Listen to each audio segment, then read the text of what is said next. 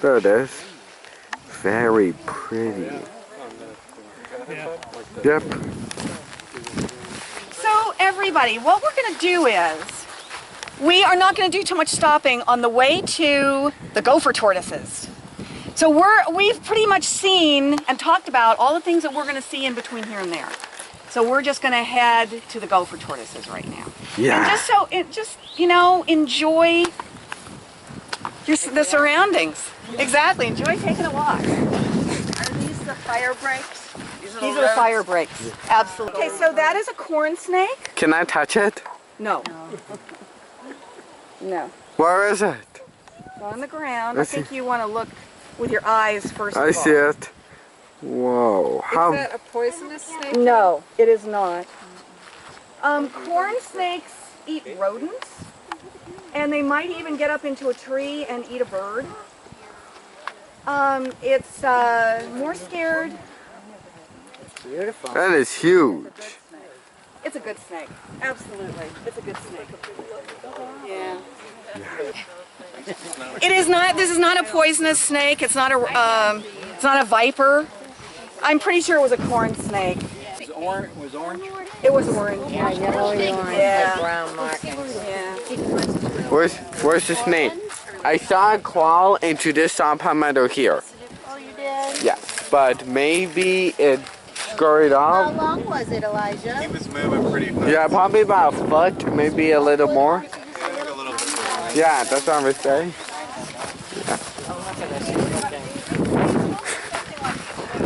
If an animal gets into the lawn or something, everybody focuses on that, which is appropriate.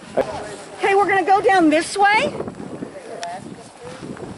So, do bears live here in this preserve? We do not have bears listed, Aww. so I guess not. Unless if I see one. I don't know. They live more like in the interior Of the state? of the state. Like in, Yeah. like the northern, so what's this plant? That is fennel. This is dog fennel. And again, this is another plant that you can rub your fingers on and smell them. It's they used dog fennel to put in the corners of houses in order to kind of dispel rats and things, rodents. And it wasn't because of the rats so much, it was because of the snakes, like the corn snake. So there's a nice little tie-in here, Elijah. So, Like the snakes would come in and after the rats. Exactly. Snakes would come in after the rats. okay. What are you looking at? Oh, that's an Easter. No, that's a shrike. Where? Shrike up on the tree. Where? Well, it's the pine tree That have like, right out here. No, not that one. This one out here. Farther to the left, Elijah. But This it's going to be one? hard to see. And it's on the limb that's on the right-hand side. The bare limb, sort of. oh, I see it like a bit. I see it, do the camera. Yeah, that's a loggerhead shrike. It- Oh, it just jumped. Move, yeah. I can see it do the camera. Yeah. I'm filming it right now, I can see it clearly. Loggerhead shrikes are known for a very interesting way of Eating. eating. They're also called butcher birds. And so what they'll do is they have very weak feet. So they will grab like a lizard, a small lizard, in their bill, take it to a branch with kind of a pointy end sticking out of it, and then stick the lizard on the pointy branch, and then eat from there. So it's kind of like They can't hold down the food with their feet and eat with their beak. They've got to have it in place. Kind of a lizard kebab. Yeah, lizard they kebab. also, Thank you. I've heard this I like that. loggerhead shrike. What's this? Well, this is part of the fire trail. They put in another fire trail during the fire. So it's just another access point. And they can't.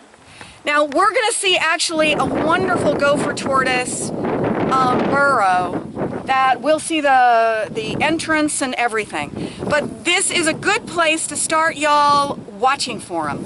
Basically, you want to look for a raised area like this because gopher tortoises, they almost have elephantine feet. Yeah. And they actually go in and excavate the burrows. And generally they are about 15 feet long. They go down about 6 feet, although in reality they're going to go down only as far as the water table. And we don't quite know where that is here. Gopher tortoises have actually, they come from a species of tortoise that is 60 million years old. There are 5 tortoises in the United States. Only one is on the east side of the Mississippi, and that's our gopher tortoise. And now that we no longer have buffalo here in Florida, naturally roaming, this is one of our biggest browsers. This is one of our most important browsers. What you are going to notice is, look at the trees here and look at all the grasses and look at how low the growth is. We've been told that there are 4 times more gopher tortoises in this area that has had reliable burns, managed burns, than there are in the other area. Because when these little tortoises are born, when they hatch out of the shell, they're only 2 inches long. And they need to be able to get around small, low-growing plants. If things are too dense, they can't get from here to there. Exactly. They can't get around. Gopher tortoises are extremely important to their environment. They are very important in terms of the other critters that live in their area. They're what is called a keystone species. And if you know, in an arch, the keystone is the final stone that is embedded. And without that, everything else is going to fall. They're called a keystone species because 350 different critters, different types of critters, can use their burrow along with them. It's a place where if there's a terrible fire, rabbits and foxes and, well, anything that doesn't fly can race on down in there. There are species that live in there 24/7 with the gopher tortoise. So they never come out? No, they come out. The gopher tortoises do come out. No, the other guy. critters. There are certain other critters that don't come out or very rarely come out.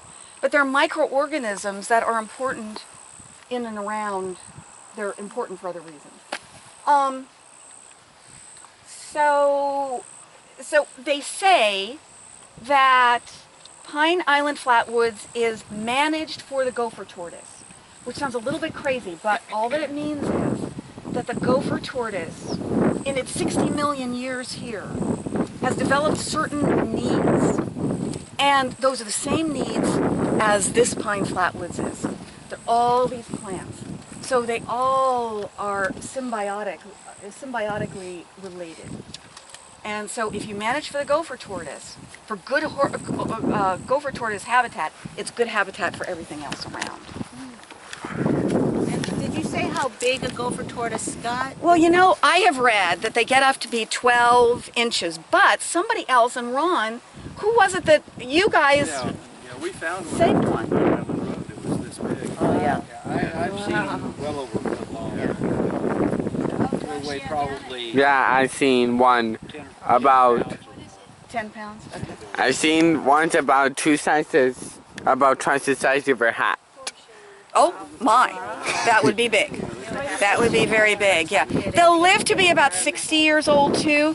Another problem for them, or a problem for them, is that the females may not be able to breed until they're 21 years old.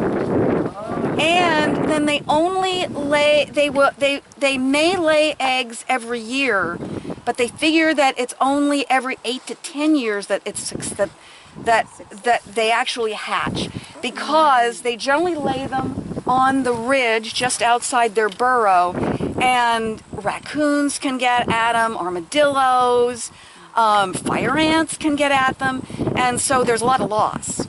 And so they're a species that they're not fast breeders and populators. Right. Yeah. So let's walk along and watch for these. What I plan to do, Ron, is, unless you want to walk people in, I'm not particularly fond of doing that myself. We're gonna find an area over here too where the burrows are right at, all we have to do is just look. And we always encourage people not to walk too much on the mound, because it actually can collapse the mound. Oh, so okay. that's why we don't like to have too many people out there. There? See them all along here. Again, because this is more regularly burned than that area over there, for instance. And there may be plenty of burrows in here too. It's just that these are so nicely arranged right along the path. Being a tortoise, that is rare. They come out a lot during the summertime. They are not as active when it's cooler. Now, it's a warm day today, but they have to kind of rev up their engines. So they're out more like during the summertime.